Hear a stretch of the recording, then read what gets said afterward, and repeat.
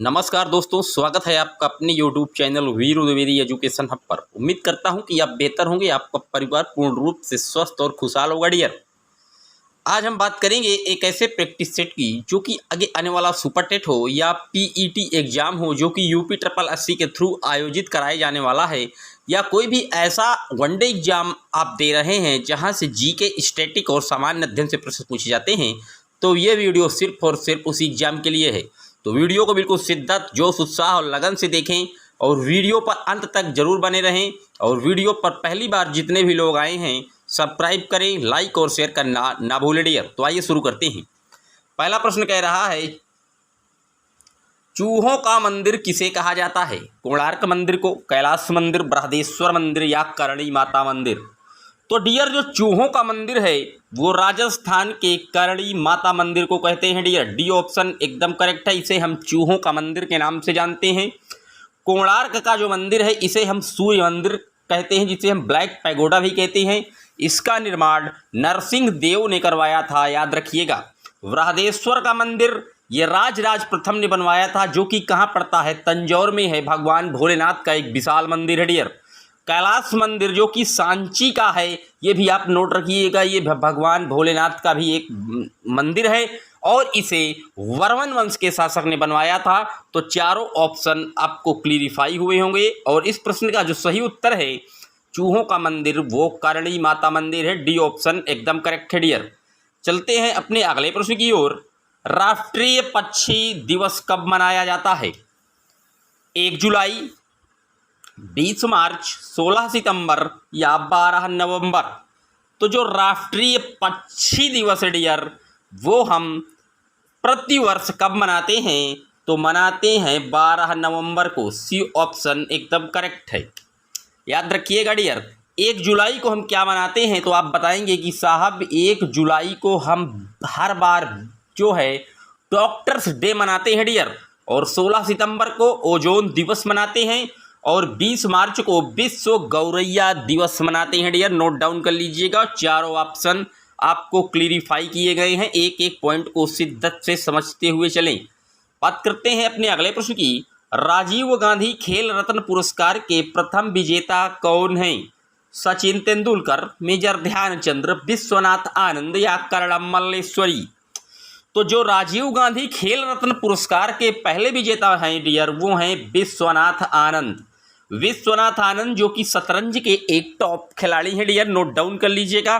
सचिन तेंदुलकर आपको पता है ये क्रिकेट के भगवान कहे जाते हैं और इन्हें भारत रत्न से भी सम्मानित किया गया है। मेजर ध्यानचंद्र जो हॉकी के जादूगर हैं डियर, लेकिन इन्हें भारत रत्न से सम्मानित नहीं किया गया। कर्णम मल्लेश्वरी ये आंध्र प्रदेश की एक जबरदस्त वेट लिफ्टर हैं जो कि कई सुनहरे पदकों से भारत का जो मान है वो सुशोभित कर रही हैं। कई पदक इन्होंने विदेशों में भी जीते हैं। कर्णम मल्लेश्वरी आंध्र प्रदेश की है डियर। नोट डाउन रखिएगा। चारों ऑप्शन क्लियर हुए। चलते हैं आप अपने अगले प्रश्न की ओर। ज्यामिति का जनक किसे कहा जाता है? यूक्लिड, आर्यभट्ट, आइंस्टाइन या अरस्तु? तो बता दें डियर, जो ज्यामिति है, ज्योमेट्री है, उसके जो फादर हैं वो यूक्लिड को कहा जाता है। ए ऑप्शन एकदम करेक्ट है डियर। बात करते हैं अपने अगले प्रश्न की। 1000 झीलों का देश किसे कहा जाता है? USA, New Zealand, Indonesia, Finland? तो बता दें डियर, जो 1000 झीलों का देश है वो हम फिनलैंड को कहते हैं। डी ऑप्शन एकदम करेक्ट है डियर। इंडोनेशिया ये दुनिया का एक ऐसा शहर है, इसकी राजधानी जकार्ता, जो कि सबसे तेजी से डूबने वाला शहर बन रहा है डियर। नोट डाउन कर लीजिएगा, इंडोनेशिया। बात करते हैं अपने अगले प्रश्न की। विश्व का सबसे बड़ा शीत मरुस्थल कौन है? अटाकामा, थार, गोबी या सहारा? तो बता दें, जो विश्व का सबसे ठंडा मरुस्थल है डियर वो गोबी मरुस्थल है। सी ऑप्शन एकदम करेक्ट है डियर। बात करते हैं अपने अगले प्रश्न की। प्रवासी भारतीय दिवस कब मनाया जाता है? 9 जनवरी, 12 जनवरी, 11 अक्टूबर या 12 अक्टूबर? तो जो प्रवासी भारतीय दिवस है वो 9 जनवरी को मनाते हैं डियर। ए ऑप्शन एकदम करेक्ट है। इसी 9 जनवरी को महात्मा गांधी जी जो है भारत आए थे डियर, तो इसी उन्हीं की याद में हम प्रतिवर्ष प्रवासी भारतीय दिवस मनाते हैं डियर। Sorry guys. बता दें, जो इस बार का प्रवासी भारतीय दिवस के जो मुख्य अतिथि थे वो थे सूरीनाम के राष्ट्रपति चंद्रिका प्रसाद संतोखी। ये भी एग्जाम में पूछा जा सकता है कि इस बार के प्रवासी भारतीय जो दिवस के मुख्य अतिथि थे वो कौन थे, तो आप बताएंगे कि सूरीनाम के राष्ट्रपति थे चंद्रिका प्रसाद संतोखी। नोट डाउन कर लीजिएगा डियर। बात करते हैं अपने अगले प्रश्न की। इनमें से कौन सा सुमेलित नहीं है? युगादि उत्सव गुजरात, पुष्कर मेला राजस्थान, नौचंदी मेला महाराष्ट्र या देवधुरा का मेला उत्तराखंड। तो युगादि उत्सव गुजरात बिल्कुल सही है डियर। पुष्कर मेला राजस्थान, आपको पता है कि अजमेर से 11 किलोमीटर आगे राजस्थान में एक जगह है पुष्कर, वहीं पर पुष्कर मेला लगता है डियर। नौचंदी का मेला महाराष्ट्र, ये गलत है डियर, यही इसका गलत ऑप्शन है सी, क्योंकि जो नौचंदी का मेला है ये उत्तर प्रदेश के मेरठ में लगता है डियर। सी ऑप्शन एकदम करेक्ट है। बात करते हैं अपने अगले प्रश्न की। प्रथम वित्त आयोग के अध्यक्ष कौन थे? केसी नियोगी, वी.एन. राव, डॉक्टर राजेंद्र प्रसाद, के संथानम। तो जो प्रथम वित्त आयोग के अध्यक्ष थे डियर वो थे केसी नियोगी। ए ऑप्शन एकदम करेक्ट है। अब ये पहले केसी नियोगी थे, तो प्रेजेंट टाइम में जो 15वां वित्त आयोग चल रहा है इसके अध्यक्ष कौन है? तो आप बताएंगे कि एन.के. सिंह 15वें वित्त आयोग के अध्यक्ष हैं और एन.के. सिंह का पूरा नाम नंद किशोर सिंह है डियर। नोट डाउन कर लीजिएगा। बात करते हैं अपने अगले प्रश्न की। स्वतंत्र भारत के प्रथम महाराज्यपाल कौन थे? सी राजगोपालाचारी, लॉर्ड माउंटबेटन, सर सिरिप रेडक्लिफ या इनमें से कोई नहीं। तो स्वतंत्र भारत के जो प्रथम महाराज्यपाल थे वो थे लॉर्ड माउंटबेटन। बी ऑप्शन एकदम करेक्ट है। अगर यहाँ लिखा होता कि स्वतंत्र भारत के प्रथम भारतीय महाराज्यपाल तो आप सी राजगोपालाचारी मार देते डियर, इसलिए यहाँ पर स्वतंत्र भारत का प्रथम महाराज्यपाल पूछ रहा है तो आप लॉर्ड माउंटबेटन का नाम मारेंगे। बी ऑप्शन एकदम करेक्ट है डियर। बात करते हैं अपने अगले प्रश्न की। गीता रहस्य किसके द्वारा लिखा गया था? सरदार पटेल, बाल गंगाधर तिलक, दादा भाई नौरोजी या बाबा अम्बेडकर। तो जो गीता रहस्य पुस्तक है ये लिखे थे बाल गंगाधर तिलक ने। बी ऑप्शन एकदम करेक्ट है। बाल गंगाधर तिलक ने कहा था स्वराज्य मेरा जन्मसिद्ध अधिकार है और मैं इसे लेकर रहूंगा डियर। नोट डाउन रखिएगा। गीता रहस्य इन्हीं की बुक है, बाल गंगाधर तिलक। चलते हैं अपने अगले प्रश्न की ओर। 2 बार राष्ट्रपति रहने वाले राष्ट्रपति कौन है? डॉक्टर जाकिर हुसैन, डॉक्टर राजेंद्र प्रसाद, सर्वपल्ली राधाकृष्णन या फखरुद्दीन अली। तो बता दें जी यार, जो 2 बार राष्ट्रपति रहे वो डॉक्टर राजेंद्र प्रसाद रहे। ये 12 साल तक भारत के राष्ट्रपति रहे। पहले 5-5 2 वर्ष का कार्यकाल इन्होंने पूरा किया, उसके बाद ये 2 वर्ष के लिए कार्यवाहक राष्ट्रपति भी बनाए गए। तो ये 12 साल तक भारत देश के राष्ट्रपति के पद पर सुशोभित हुए डियर। और अगर पूछ ले कि अपने कार्यकाल के दौरान किनकी मृत्यु हो गई थी राष्ट्रपति की, तो आप बताएंगे डॉक्टर जाकिर हुसैन की। नोट रखिएगा डियर। बात करते हैं अपने अगले प्रश्न की। इनमें से किसकी नियुक्ति राष्ट्रपति के द्वारा की जाती है? महान्यायवादी, नियंत्रक एवं महालेखा परीक्षक, विभिन्न राज्यों के राज्यपाल या इनमें से सभी। तो जो महान्यायवादी हैं वर्तमान में कौन है? के वेणुगोपाल। याद रखिएगा, अभी हाल ही में इनका 1 वर्ष का कार्यकाल बढ़ा दिया गया है।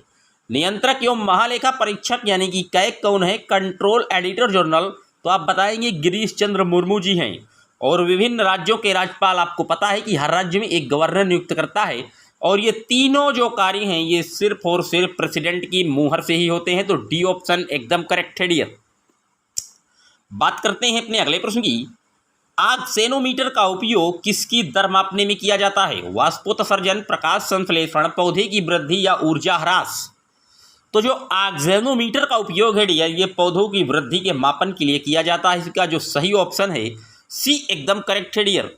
जितने भी लोग चैनल पर पहली बार विजिट किए हैं चैनल को सब्सक्राइब करें। वीडियो अगर अच्छा लग रहा है तो इसको अपने फ्रेंड सर्किल में शेयर करना जरूर। बात करते हैं अगले प्रश्न की। किस पौधे में बीज होता है परंतु फल नहीं होता? पाइनस, साइकस, आर्किड, अनानास। तो बता दें डियर, जो साइकस है इसमें बीज तो होता है परंतु फल नहीं होते। बी ऑप्शन एकदम करेक्ट है। अब बात आई है साइकस की, तो बता दें साइकस जो है ये पौधे के तने से जो है तैयार किया जाता है डियर। स्टेम को काट कर उसमें एक जो है लिचलिचा चिपचिपा पदार्थ होता है उसी से तैयार किया जाता है, जिसे हम साइकस कहते हैं डियर।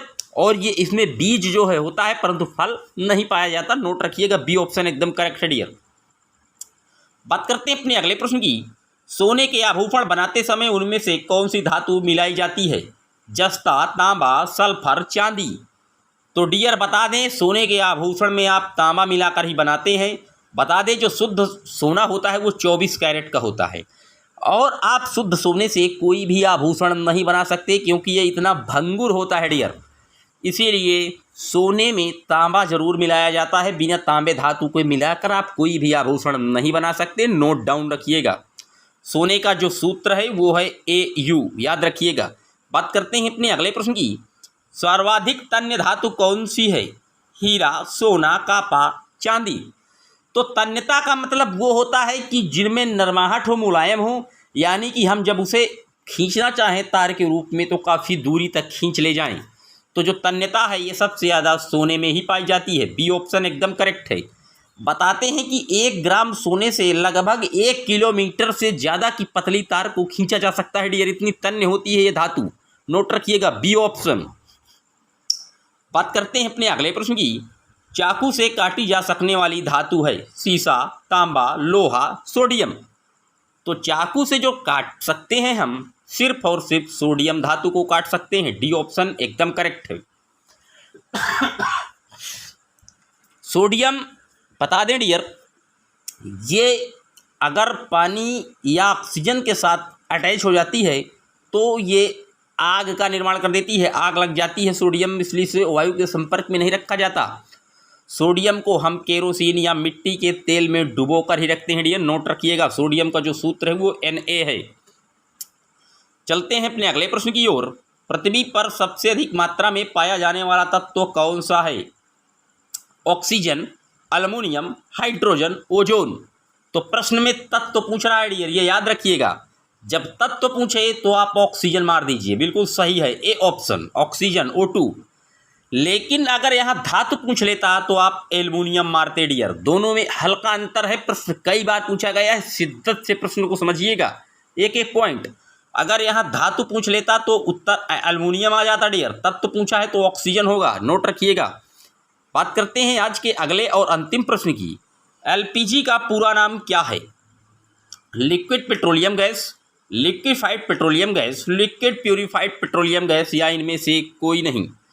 तो जो LPG का पूरा नाम है डियर वो है liquefied petroleum gas. B option एकदम करेक्ट है डियर, लिक्विफाइड पेट्रोलियम गैस।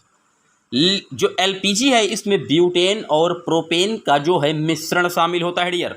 बता दें जो LPG गैस है ये एक गंधहीन गैस है, लेकिन इसे दुर्गंधयुक्त बनाने के लिए हम इसमें एथिल मरकैप्टम मिला देते हैं। और एथिल मरकैप्टम का जो सूत्र है वो C2H5 या CH होता है डियर। एग्जाम में कई बार पूछा गया एथिल मरकैप्टम का सूत्र, तो आप याद रखिएगा C2H5SH।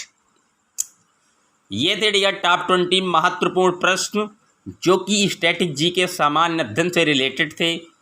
उम्मीद करता हूं कि आपको प्रश्न समझाने का जो मेरा तरीका था वो अच्छा लगा होगा।